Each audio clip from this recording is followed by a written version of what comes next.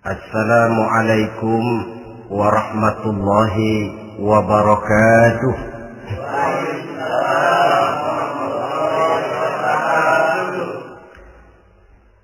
Alhamdulillahi rabbil alamin. Wassalatu wassalamu ala ashrafil anbiya'i wal mursalin, sayyidina wa maulana Muhammadin wa ala alihi wa ashabihil mujahidin at-tahirin, amma ba'd. Saudara hadirin kaum muslimin rahimakumullah.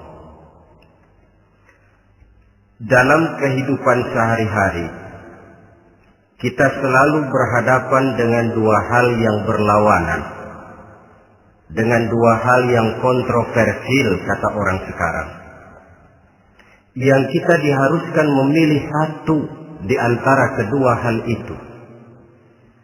Sejak kita bangun tidur sampai kita tidur lagi, selalu kita hadapi dua persoalan itu.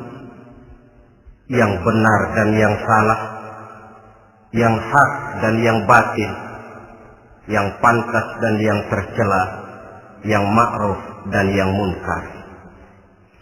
Persis seperti sebait lagu yang lagi ngepop dan banyak dinyanyikan anak sekarang. Madu di tangan kananmu katanya, racun di tangan kirimu.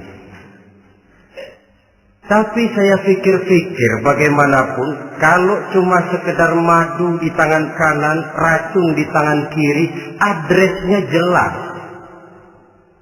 Yang repot kalau kita sudah tidak tahu lagi mana yang madu, mana yang racun. Lebih celaka lagi di zaman sekarang, banyak racun mereknya madu. Kita terpedaya, kita terpesona, kita terpukau oleh racun yang bermerek madu ini. Kita minum dia yang akibatnya rawan di dalam kehidupan kita. Sangat banyak racun-racun yang terpancang di sepanjang perjalanan hidup kita ini. Dan dua di antara racun kehidupan itu akan kita bicarakan pada pertemuan kali ini, yakni arak dan judi, minuman keras dan judi.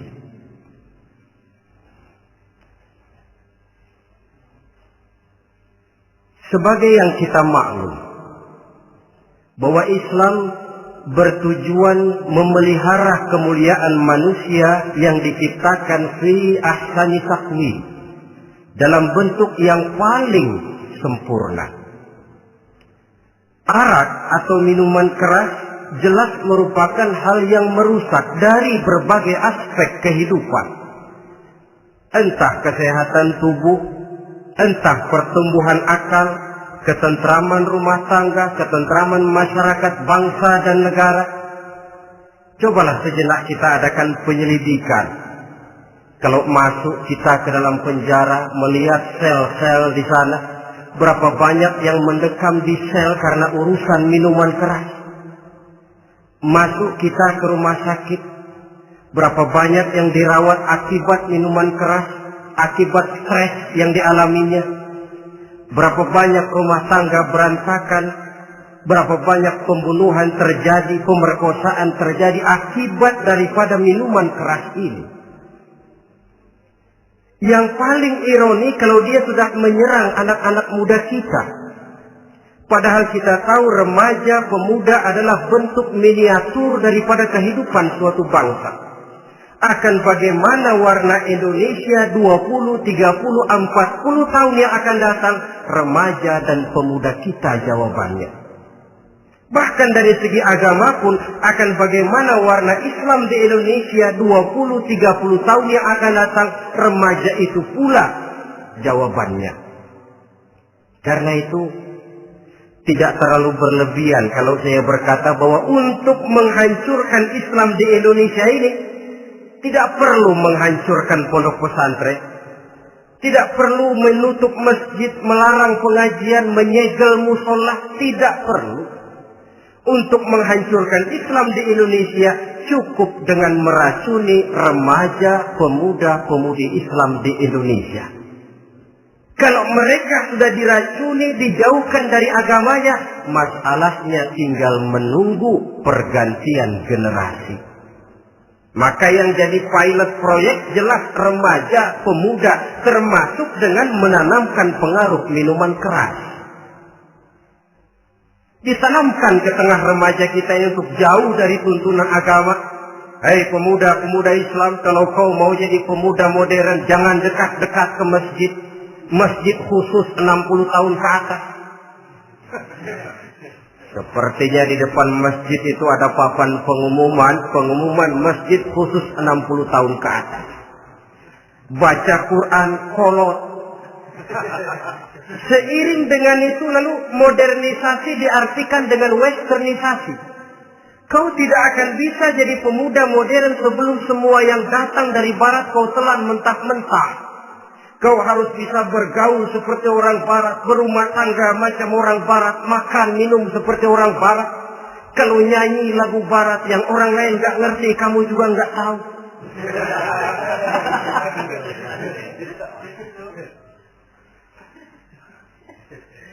Anutlah itu free love yang pada gilirannya akan mengarah kepada free sex alias samenleven. Isaplah itu ganja, morfin, narkotik. Jikalau sudah terlena kita dengan itu, maka kehancuran suatu bangsa sesungguhnya sudah dimulai. Penyakit minuman keras ini bukan cuma penyakit zaman ini. Masyarakat yang dihadapi oleh Rasulullah Sallallahu Alaihi Wasallam 14 abad yang lalu juga masyarakat yang kemaruk dengan minuman keras.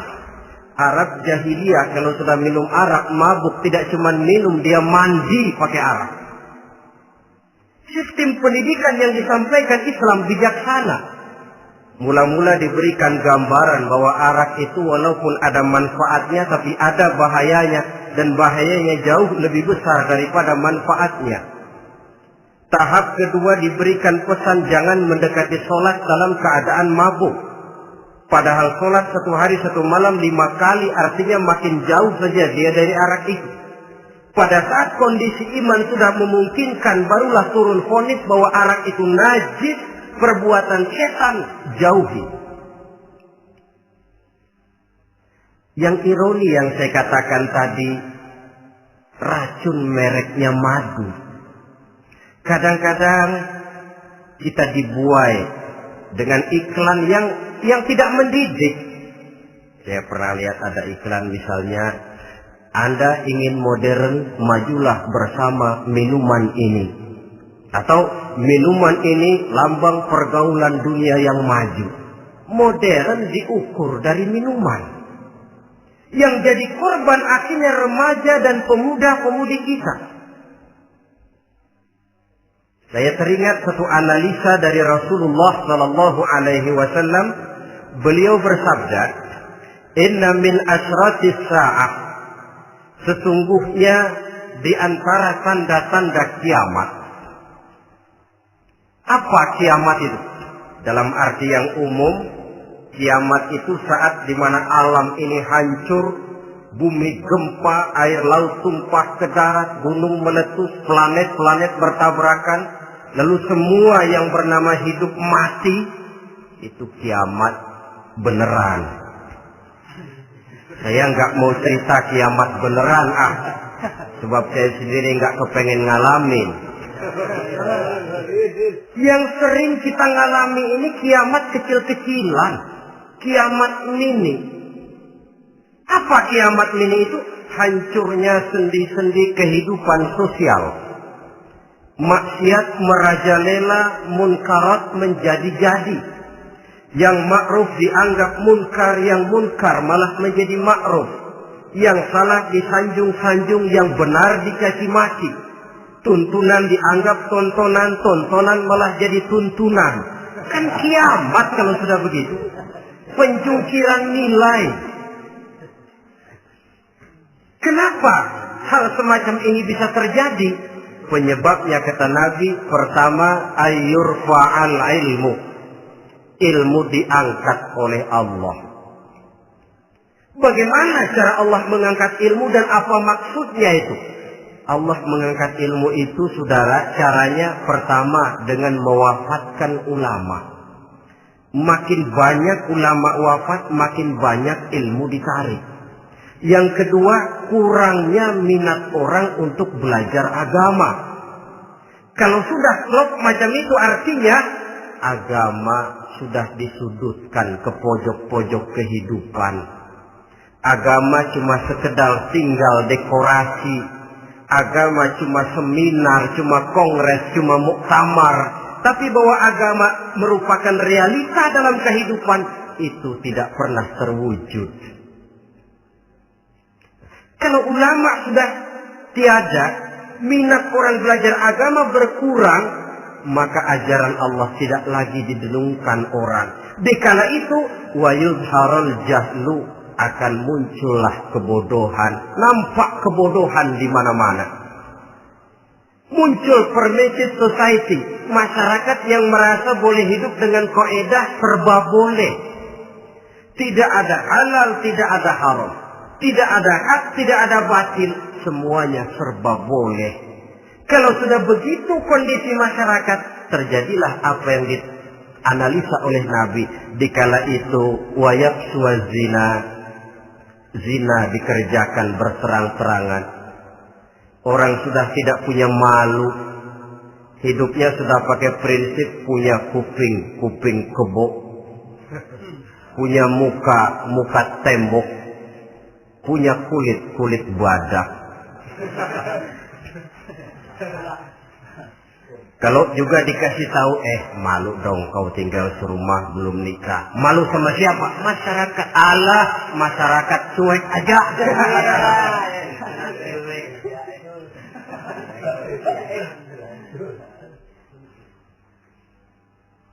Bukankah realita kalau kita ikuti surat-surat kabar, berapa banyak sudah gadis-gadis bergelimpangan jadi korban? Berapa banyak bayi-bayi yang lahir ke alam ini tanpa harus tahu kemana dia mesti manggil bapak. Yang akhirnya mengalami keterakisan, dimasukkan ke dalam kantong plastik, dibuang ke tempat sampah. Kalau itu sudah terwujud, muncul efek negatif yang kedua. Wa yushrabal khamr, arak, minuman keras jadi kebanggaan. Anak muda belum nyohor kalau belum bisa mabuk. Yang gak mabuk dianggap kolot. Kampungan loh. Bikin malu baru kena segelas saja udah miring. Cengeng. Temen kita hebat sampai nyungsep di got. Yang nyungsep hebat. Ya, kalau cuma yang hancur kehidupan pribadi. Tapi kalau sudah menyangkut masa depan, yang berarti masa depan suatu generasi adalah merupakan masa depan daripada suatu bangsa. Begitu kerasnya Islam ini melarang minuman keras. Sampai bukan cuma sekedar meminumnya saja yang diharamkan, tetapi juga dilarang mengimportnya, memproduksinya, membuka warung yang menjual minuman keras atau bekerja di tempat penjualan minuman keras. Ada juga yang nyerempet-nyerempet, Pak, kalau sedikit kan nggak apa-apa, nggak mabuk ini. Nah, saya ingatkan hadis Nabi diriwayatkan oleh Imam Ahmad, Abu Daud dan Turmuzi. Nabi bersabda, "Ma askara katsiruhu faqaliluhu haramun." Apa yang banyaknya menyebabkan mabuk, sedikitnya pun tetap haram hukumnya. Memang barangkali mungkin ada manfaatnya, tetapi bahayanya jelas lebih besar ketimbang manfaat yang bisa timbul daripada jenis minuman keras itu sendiri. Dalam hadis lain Nabi pesankan, "Man kana yu'minu billahi wal yawmil akhir fala yaq'udu ala ma'idatin taduru 'alaiha al-khamru. Siapa yang beriman kepada Allah dan beriman kepada hari akhirat, jangan dia duduk di dalam satu pertemuan yang di dalam pertemuan itu diedarkan minuman keras. Masuk ke dalam lingkungan macam itu saja tidak diperkenankan. Kenapa? Asyariku fi syarri syarrun. Bersekutu dengan kejahatan, jahat juga hukumnya. Semalam kamu mabuk ya? Enggak, temen. Saya cuma ngebeliin aja kok. Apalagi ngebeliin.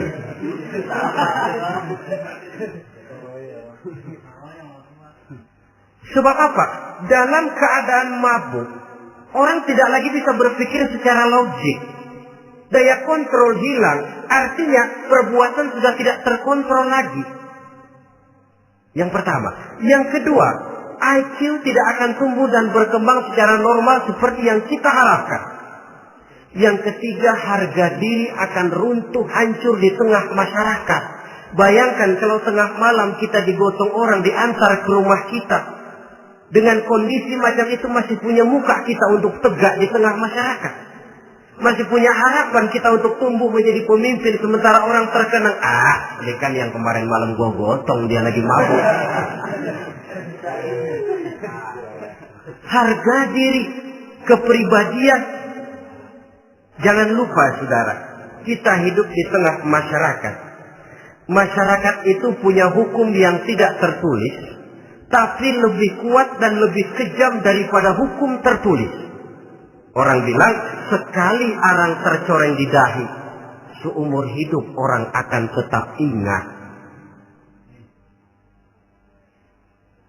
Makanya Rasulullah dalam hadis memberikan tamsil untuk adik-adik remaja muslim ini, masalul mu'min kamasalin nahli. Perumpamaan orang yang beriman itu persis seperti tawon.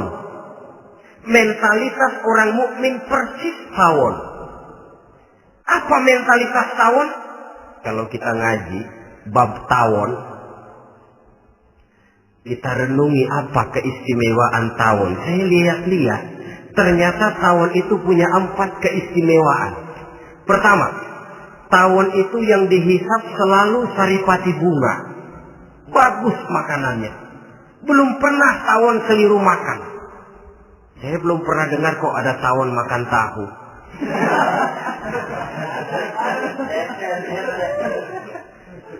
Yang dimakan selalu saripati bunga. Artinya apa? Orang mukmin perutnya itu perut selektif.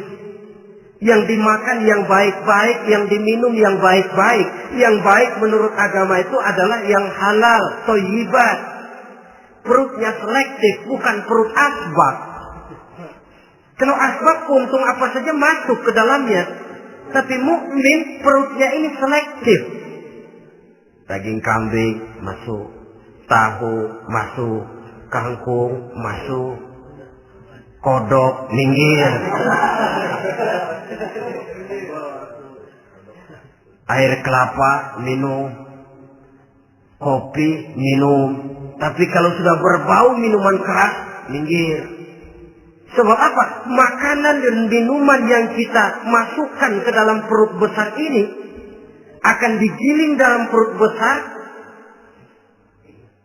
akan melahirkan energi, menggerakkan sel-sel pembuluh saraf. Kalau makanan dan minuman itu terdiri dari yang haram, energi yang ditimbulkan olehnya energi yang haram, mempengaruhi sel-sel pembuluh saraf. Orang akan cenderung berpikir yang haram kalau terlalu sering memakan makanan haram. Kalau sudah berpikir kepada yang haram, perbuatan pun akan mengarah kepada yang haram juga. Contoh kecil aja dah, ada nggak maling mikirin majelis taklim? Karena yang dimakan lebih banyak yang haram, yang dipikir paling-paling nanti malam rumah siapa lagi nih ya? Sudah mengarah ke sana.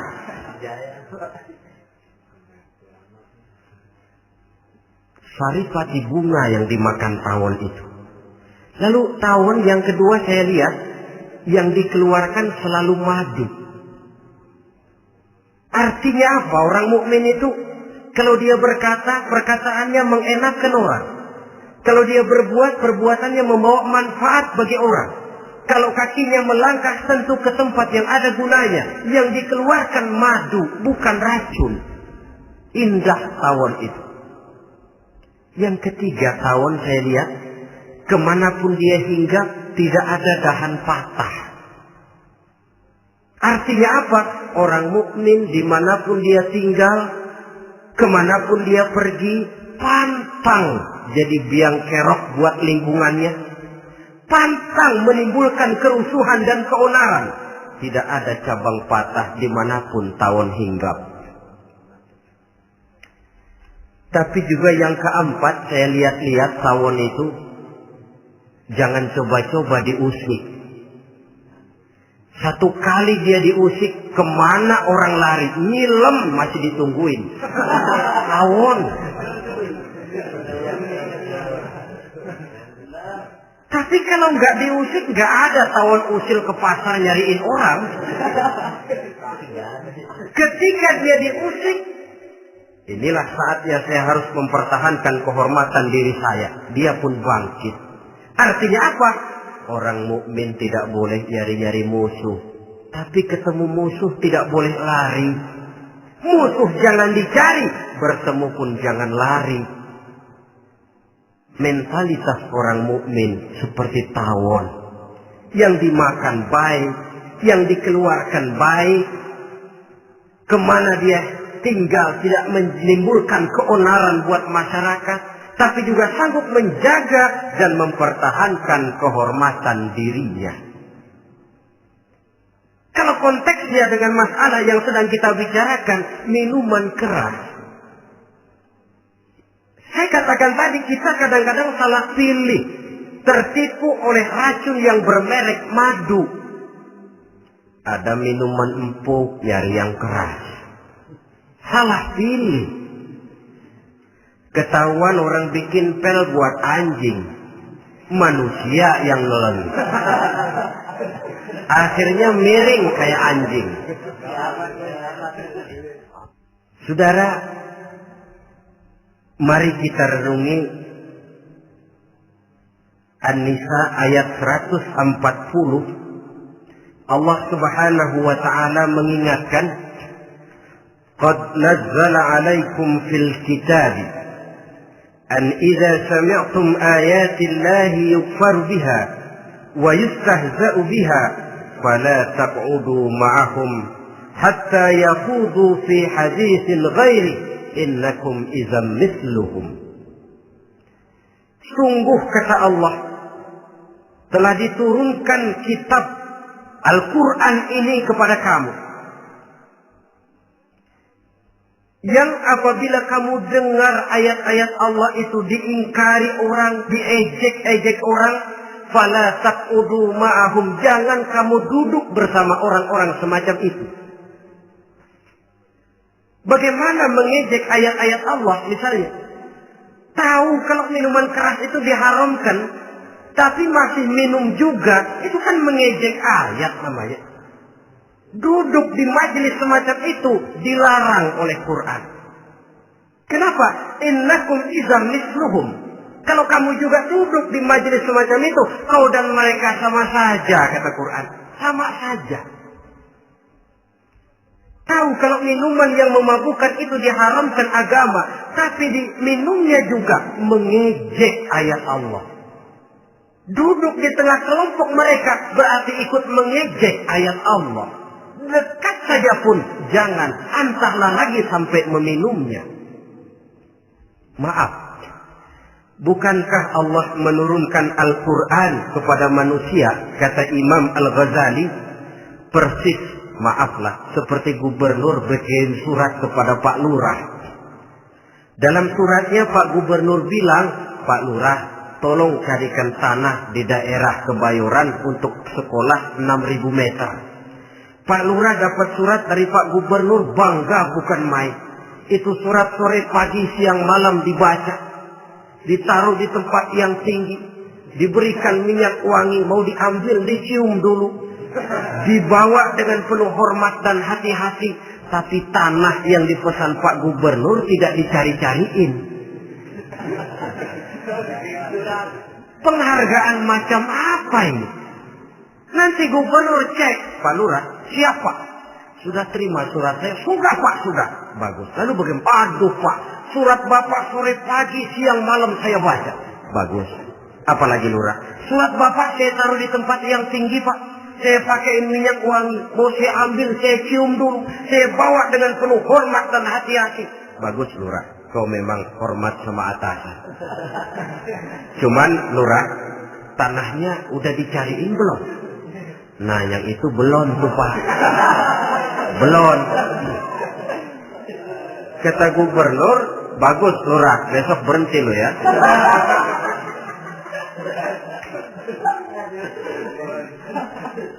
Membacanya memang penting. Al-muta'abbad bitilawatihi, beribadah dari sebab membacanya. Tapi setelah kita baca, kita tahu isinya.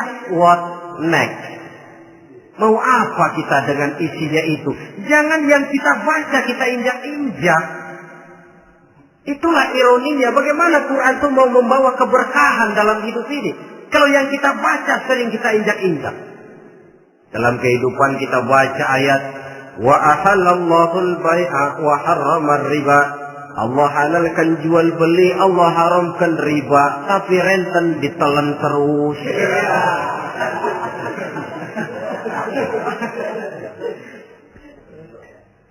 Kita baca ayat wa'tasimu bihablillahi jami'an wa la tafarraqu. Berpegang teguhlah kamu kepada tali Allah, jangan bercerai-berai. Tapi sesama muslim pelotot-pelototan jalan terus. Janganlah yang sesama muslim kadang-kadang yang mengklaim dirinya sebagai pemimpin Islam kelihatannya juga sikut-sikutan jalan terus.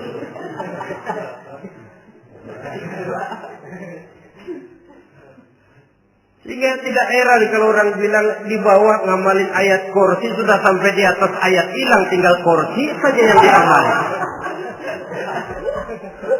Ironi dan menyedihkan. Perjalanan panjang memang saatnya kita menunggal dengan Al-Quran ini. Tetapi prosesnya memang harus kita mulai dari sekarang. Perkara kapan proses ini selesai, itu bukan masalah kita. Tapi bahwa kita sudah memulai suatu proses, itulah yang diharapkan. Hadirin yang saya hormati, oleh karena kerasnya peringatan Islam terhadap minuman keras, pernah satu hari seorang lapor kepada Khalifah Umar bin Abdul Aziz bahwa ada sekelompok orang berkumpul meminum minuman keras. Kata Khalifah Umar bin Abdul Aziz, zera mereka, hukum, cepat. Ya Khalifah, kenapa? Di tengah mereka ada juga orang yang Ramadan biasa puasa. Begitu, iya, yang biasa puasa duluan hukum. Kenapa? Mengerti memang lebih besar resikonya daripada tidak mengerti. Kalau yang tidak mengerti dilatar belakangi oleh kebodohan, barangkali masih bisa ditolerir, masih bisa dimaklumi. Ini toh sudah tahu mau puasa, kenapa berkumpul di majelis yang ada minuman keras? Tapi memang kelompok ini kan memang selalu ada. Kita lihat dalam masyarakat itu kan ada 4 kelas. Pertama, ada orang yang tahu perintah dan tahu larangan. Ini the first class, kelompok terbaik. Perintah tahu, dia kerjakan. Larangan tahu, dia jauhi. Ini orang terbaik. Yang kedua, ada orang tahu perintah tapi tidak tahu larangan. Perintah tahu, larangan tidak tahu. Sholat mau, puasa mau, zakat fitrah bayar, nyolong mau, mabuk ayo. Perintah tahu tapi larangan tidak tahu, akhirnya semua dikerjain. Barangkali yang rada bingung malaikat bagaimana nyatatnya ini, kotor absen. Gelas yang ada di hadapan saya ini, kalau semua diisi air putih macam ini, kan jelas bisa diminum orang. Kalau semua diisi bensin, jelas bisa diminum motor.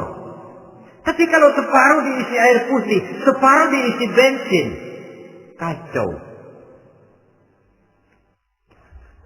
Kalau gelas yang ada di hadapan saya ini sepenuhnya diisi air putih, jelas bisa diminum orang. Kalau sepenuhnya diisi bensin, juga jelas bisa diminum motor. Yang repot kalau separuh diisi air putih, separuh diisi bensin. Kacau statusnya. Orang minum mabok, motor minum pun mogok. Dijual juga tidak laku barang campuran. Inilah makna pernyataan Allah, wala talbisul haqqa bil batil. Jangan kamu campur adukan antara yang hak dan yang batil. Perintah dikerjakan, larangan pun dikerjakan juga. Kelompok ketiga, ada pula manusia yang tahu larangan tapi tidak tahu perintah. Larangan tahu tapi perintah tidak tahu.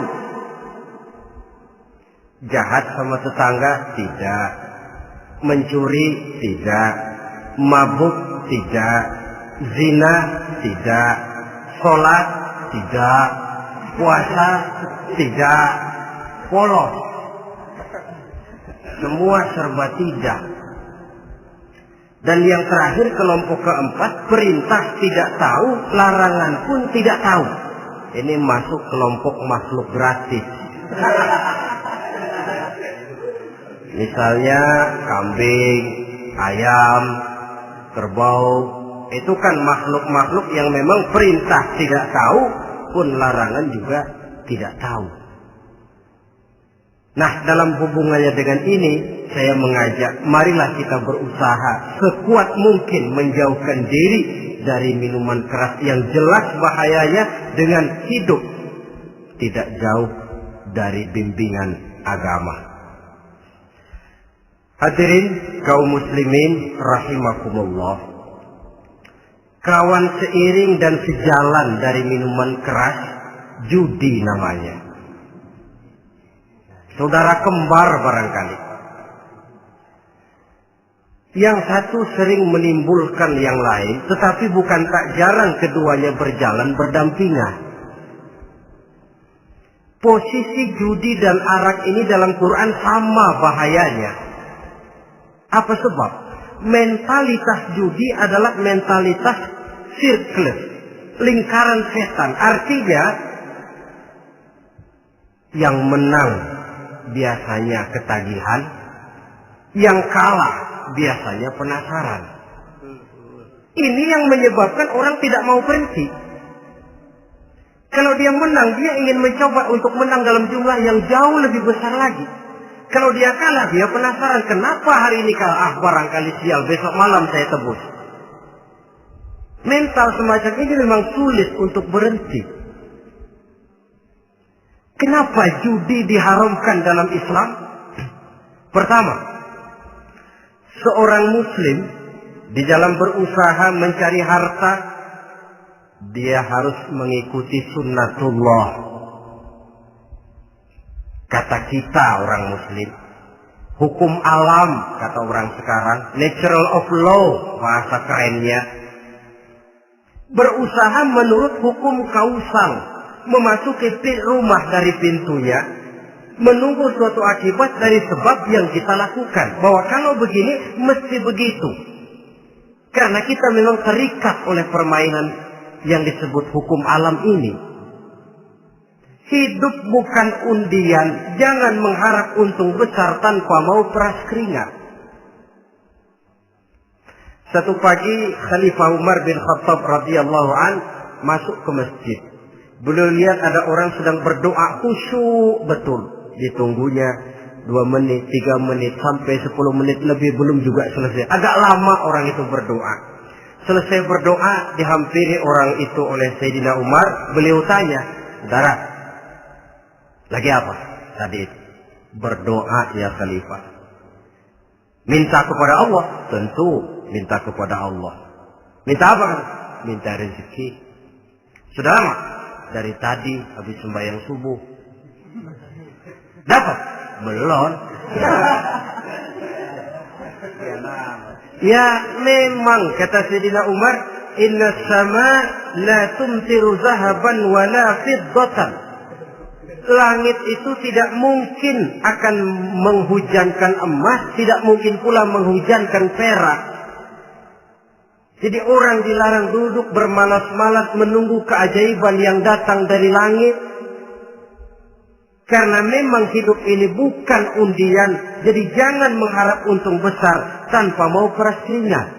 Di dalam berusaha kita terikat oleh sunnatullah. Kalau begini sebab penyebabnya, akan begini akibat yang ditimbulkannya. Yang kedua, Islam menjadikan harta manusia itu sebagai benda berharga yang dilindungi.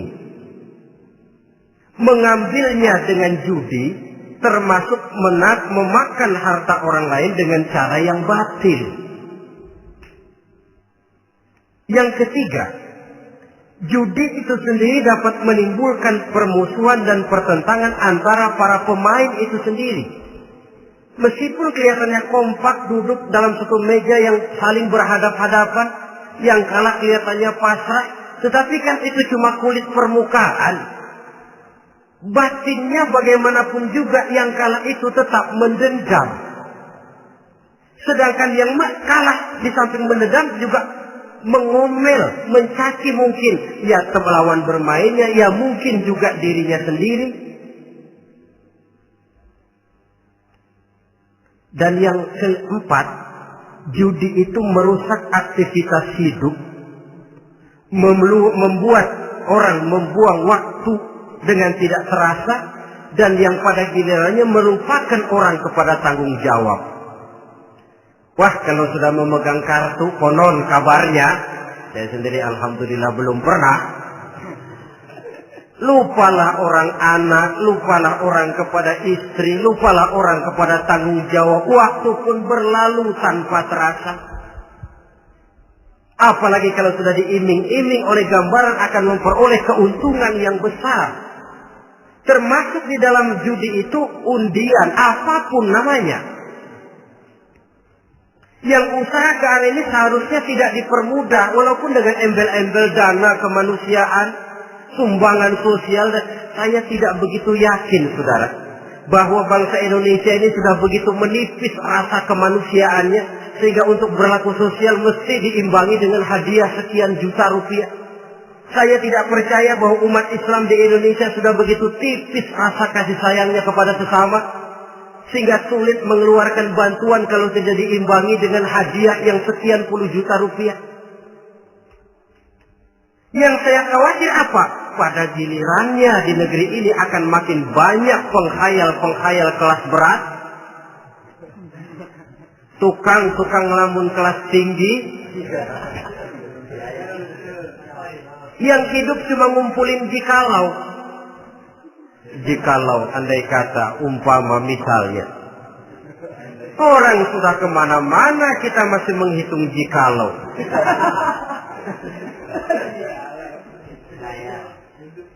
Orang boleh saja mengharap burung terbang tinggi, tapi punai di tangan jangan dulu dilepas.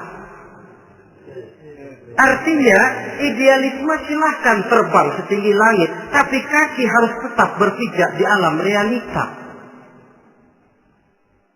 Bahwa memang lebih baik makan singkong dalam kenyataan daripada makan roti tapi ngimpi.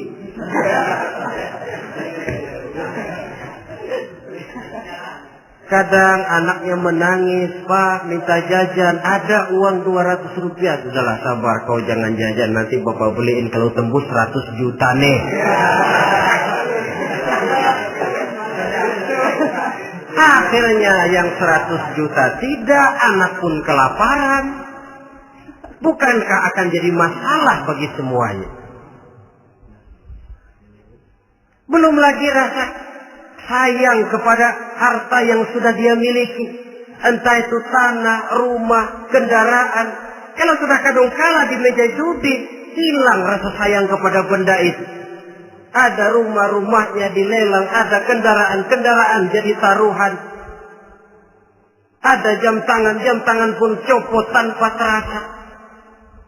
Maka berapa banyak rumah tangga berantakan, istri minta cerai, orang jadi nekat merampok, orang jadi nekat mencuri, korupsi kalau dia pejabat.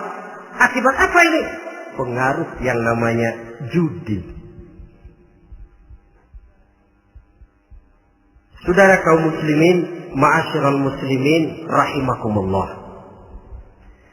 Itu sebabnya di dalam surah Al-Maidah ayat 90 Allah menekankan, innamal khamru wal maisir wal ansab wal azlam rijsun min amali syaitan fajtanibuhu la'allakum tuflihun.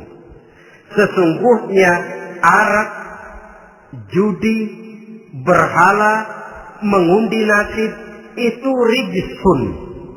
Ya Allah, jarang benar Quran menggunakan kalimat rijsun.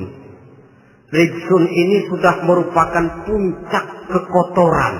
Bapak moyangnya najis, itu rijsun. Rijsun, kotor. Sudah kotor ditambah pula min amali syaitan, pekerjaan setan. Wajtanibuhu, jauhi. Jangan sampai main, dekat saja tidak boleh, jauhi. La'allakum tuflihun, jikalau kamu mau menjadi orang-orang yang beruntung. Sejarah tidak pernah mencatat ada orang jadi miliuner karena judi. Sejak David Rockefeller sampai Aristotle Onassis, orang-orang kaya top di dunia, mereka kaya bukan karena judi, tapi karena kemauan peras keringat, banting tulang, mau memulai sesuatu dari kenyataan yang real di depan mata. Sebab apa? Hidup ini memang perjuangan. Janganlah kita ingin hidup dengan satu prestasi, ingin tetap hidup seperti apa adanya sekarang ini saja, toh kita harus berjuang. Apalagi ingin hidup lebih baik, lebih terhormat, lebih mudah. Hidup perjuangan. Perjuangan berarti pengorbanan. Berani hidup artinya berani berjuang. Berani berjuang maksudnya rela berkorban. Takut berkorban, jangan berjuang. Tidak mau berjuang, berhenti hidup. Itu logika. Dan bagaimanapun saya yakin lebih baik berkorban daripada menjadi korban. Kalau sekarang kita berkorban, peras keringat, banting tulang, berusaha secara sunnatullah untuk menghidupi anak, istri, keluarga, pada satu saat kita tidak akan menjadi korban kebrutalan anak-anak kita sendiri. Kalau mereka dibesarkan dan tumbuh berkembang oleh hasil yang diperoleh dari meja judi. Ayat 91 Al-Maidah ini lebih memperkuat lagi. Kalau itu arak, judi, berhala, mengundi nasib adalah perbuatan setan, sebenarnya setan mau apa sih? Ayat 91 menegaskan, innama yuridu syaitanu ayyuqi'a bainakumul adawata wal baghdha'a fil khamri wal maisir. Yang dimaui setan itu tidak lain supaya dengan arak dan dengan judi timbul rasa permusuhan, sikap memusuhi, saling marah di antara kamu. Coba, biasanya dalam meja judi sudah loyo, waktu juga sudah berlarut-larut. Yang menang mau berhenti, apa yang kata yang kalah?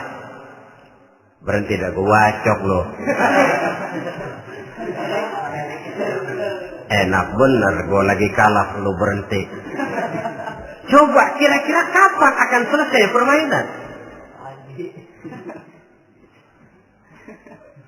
Akan timbul permusuhan, akan timbul rasa dendam, kesumat yang ditanamkan oleh setan. Karena memang baik arak, baik judi, baik berhala, baik mengundi nasib, itu semua permainan-permainan setan yang diberikan kepada kita untuk kita ikut andil bermain di dalamnya. Tatkala kita ikut terkena jerat setan, tertawalah mereka. Kenapa? Oh, makin banyak teman saya di neraka. Maaf, setan itu kan sudah tahu vonisnya. Ketika dulu di dengkotnya yang namanya iblis terusir dari surga, itu bikin semacam perjanjian dengan Allah. Tuhan, kenapa ini? Gara-gara Adam saya terusir dari surga. Maka sejak saat ini Adam dan seluruh keturunannya adalah musuh bebuyutan saya. Saya akan gelincirkan mereka dari jalan. Silahkan iblis, goda mereka. Tapi kau tidak akan mungkin bisa menggoda mereka kalau hamba-hambaku itu menjadi hamba yang ikhlas. Hanya hambaku yang ikhlas yang tidak mungkin kamu goda. Yang lain barangkali bisa. Sejak saat itulah iblis memproklamirkan permusuhan. Dan dia sudah tahu betul vonisnya neraka. Tugas dia sekarang bagaimana mengumpulkan teman sebanyak-banyaknya ke dalam neraka. Hamba Allah saja yang tidak tergelincir kepada minuman keras dan judi.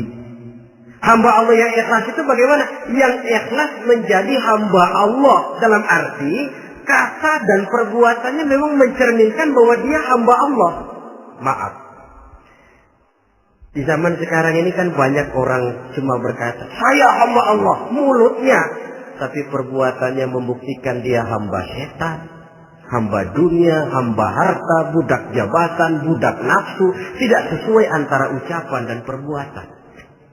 Sebab itu kata-kata hamba Allah kalau keluar dari mulut manusia itu murah. Soalnya ngaku siapapun bisa. Tapi diakui atau tidak, ini yang kita belum tahu. Ada juga orang berdalih, saya kan masang kalau dapat nanti mau nyumbang masjid. Barangkali aja kalau nyumbang masjid disoriin dikit sama Tuhan.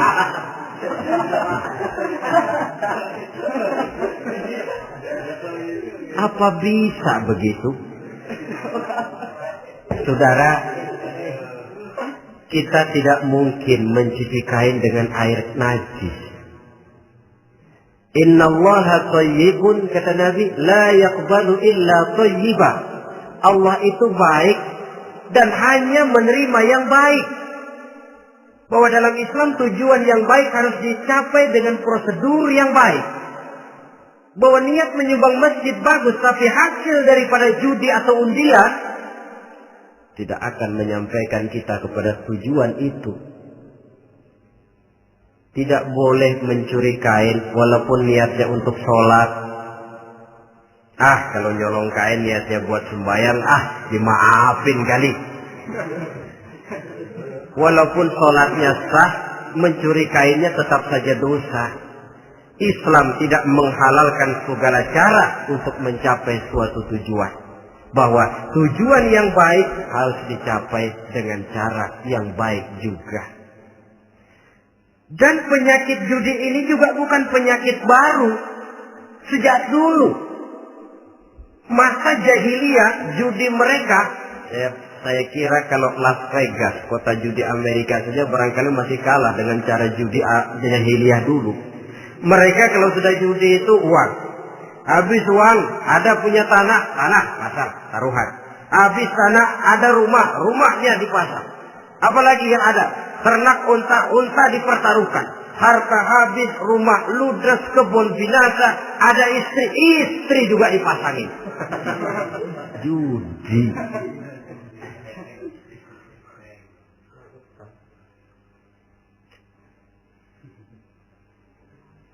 Kita sebagai muslim oleh Al-Quran dijelaskan orang yang mempunyai dua tujuan hidup.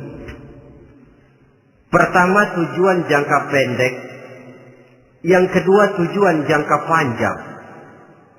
Tujuan jangka pendek dunia dan seluruh isinya. Tujuan jangka panjang adalah akhirat dan ridho Allah.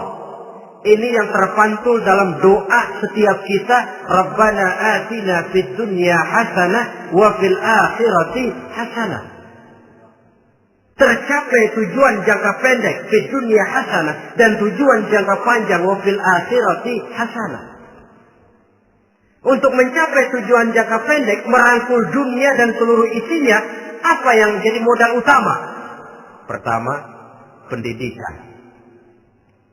Makin tinggi jenjang karier pendidikan yang kita tempuh, rasa-rasanya makin mudah menjangkau dunia dan isinya. Yang kedua, pengalaman. Tenaga-tenaga expert masih tetap diperlukan. Makin banyak pengalaman, makin mudah menjangkau dunia.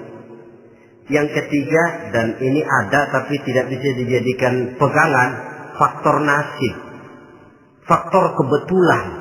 Ada, tapi tidak bisa dijadikan pegangan mutlak. Pendidikan, pengalaman, ingin menjangkau fid dunia hasanah. Ini modal utama. Lalu untuk mencapai fil akhirati hasanah, prestasi ibadah.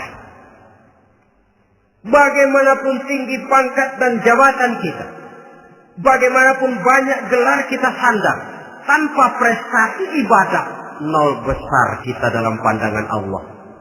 Itu sebabnya kita sholat. Jadi tidak beralasan kalau orang ditanya, kenapa sih kamu nggak sholat? Tetangga saya sholat melarat terus. Memang sholat itu bukan untuk mencari uang kok. Kalau ada orang yang rajin sholat, rezekinya kelihatan lancar, itu cuma sekedar persekot. Uang muka, cashnya tetap di akhirat nanti. Efeknya apa? Karena kita punya tujuan jangka panjang, mengharap ridho Allah di akhirat. Cara kita mencapai tujuan jangka pendek dibatasi oleh pertanyaan, Allah ridho apa enggak? Kita cari uang, tapi pertanyaan pokok, Allah ridho enggak cara ini? Kita mengejar kedudukan, tapi Allah ridho enggak dengan cara ini? Ini yang menyebabkan kita lantas tidak lalu menghalalkan segala cara. Yang penting tujuan tercapai cara apapun halal. PKI. Kan cuma PKI yang berprinsip asal tujuan tercapai cara apapun halal. Dan kita sudah sepakat PKI dan seluruh ajarannya tidak berhak hidup di bumi Pancasila ini. Cuma jangan sekedar PKI-nya dikutuk tapi ajarannya dipakai.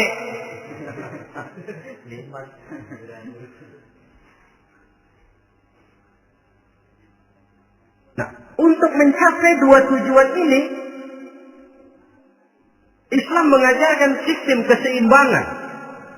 Sehingga Nabi sabdakan, "I'mal li dunyaka ka'annaka ta'ishu abada, wa'mal li akhiratika ka'annaka tamutu ghada." Bekerjalah buat duniamu seolah-olah kau akan hidup untuk selamanya, tetapi bekerjalah untuk akhiratmu seolah-olah kau akan mati besok. Jadi kalau kita sudah sholat menghadap Allah, usolli fardhu maghrib, Allahu Akbar, ingat seolah-olah kita akan mati besok supaya timbul khusyuknya. Tapi kalau kita sudah bekerja, kuliah, bekerja, belajar di tempat tugas, ingat seolah-olah kita akan hidup selamanya supaya timbul gairah kerja. Jangan dibalik. Di kantor ingat mati, lemas terus. Ngapain kerja sungguh-sungguh bakalan mati. Lagi sholat ingat Duta Merlin, Altiron Plaza, ya kacau. Salah pasang, tidak pada tempatnya.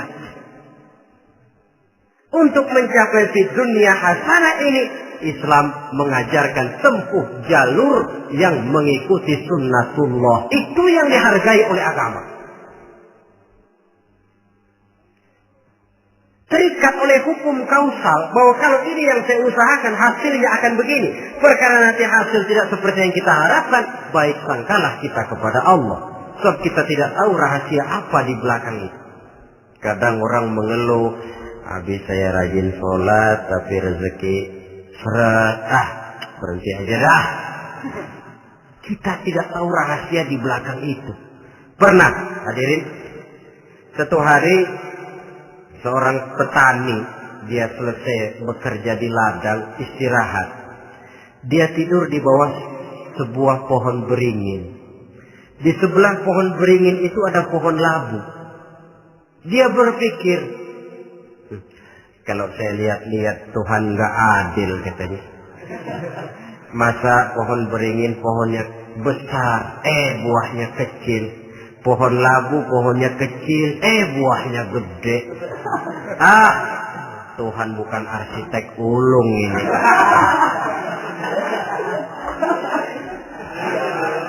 Mestinya supaya enak dilihat, beringin yang pohonnya besar buahnya sebesar buah labu.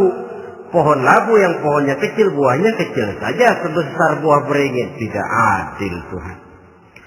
Baru dia selesai berpikir Tuhan tidak adil, jatuh sebutir buah beringin tepat menimpa hidungnya. Dia terkejut. Astagfirullahaladzim. Kalau begitu saya sadar katanya, Tuhan benar-benar adil. Coba kalau buah beringin segede buah labu. Waduh, kayak apa muka saya ini?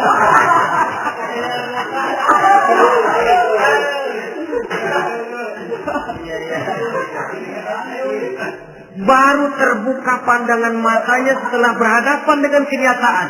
Baru keluar respek. Allah benar-benar adil. Padahal semenit yang lalu dia masih berkata, Tuhan bukan arsitek ulu. Tapi semenit kemudian setelah berhadapan dengan kenyataan yang real dia hadapi, Allah benar-benar adil.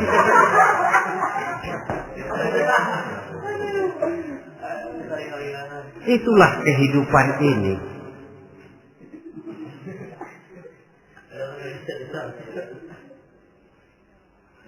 Saudara hadirin yang saya hormati, karena itu baik arak, baik judi, dua-duanya merupakan bahaya laten yang tidak hanya mengancam kehidupan agama, tetapi juga masyarakat, bangsa dan negara, apalagi kalau sudah jatuh kepada generasi penerus.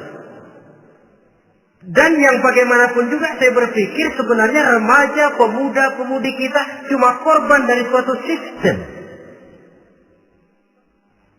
Sebab ini merupakan tanggung jawab bersama. Ulama mubalik macam saya paling wewenangnya cuma ngomong. Yang punya SK untuk memberhentikan pabrik minuman keras itu kan Menteri Perindustrian. Tangan-tangan eksekutif. Sehingga kalau Nabi katakan, Man ra'a minkum munkaran falyughayyir biyadihi wa illam yastati' fa bilisanihi wa illam yastati' fa biqalbihi. Apabila salah seorang kamu melihat suatu kemunkaran, termasuk minuman keras dan judi di dalamnya, rubah itu. Dengan cara apa? Kalau kau mampu dengan tangan, artinya power, kekuatan. Kalau dengan tangan tidak mampu, ini orang kalau gua pukul gua yang melintir. Umpamanya, fabilisani, dengan lidah ngomong. Mas, saya senang sampean tinggal di sini, kampung kami tambah warga, tapi tolonglah jangan bawa pengaruh yang tidak baik. Kalau ternyata bicara pun tidak berani, fabiqalbi, cukup dalam hati, sekurang-kurangnya tidak ikut membenci kemungkaran dalam hati, itulah kadar iman yang paling lemah. Ini secara umum. Tapi kalau hadis ini kita mau adakan semacam, katakan description of job, bahasa kerennya, kita adakan pembagian tugas. Siapa yang harus merombak kemungkaran dengan power? Penguasa, pemerintah, sebab dia punya aparat. Siapa yang merombak kemungkaran dengan lidah? Ulama, kiai, mubalik, ngomong. Siapa yang hanya merubah kemungkaran dalam hati? Kita umumnya rakyat lemah ini. Yang mau ngomong gak berani, tapi hati pegel. Nah, kalau sudah ada pembagian tugas semacam itu, insya Allah masing-masing akan berjalan pada relnya. Dan pada akhirnya selamatlah kita, bangsa Indonesia, umat Islam pada khususnya, dari bahaya, baik bahaya minuman keras maupun bahaya judi. Menyelamatkan bangsa dan yang lebih lagi menyelamatkan masa depan kita. Sekianlah saudara pertemuan kita pada saat ini. Mudah-mudahan ada manfaatnya. Terima kasih atas segala perhatian. Mohon maaf atas segala kekurangan. Usikum wa nafsi bitaqwallah.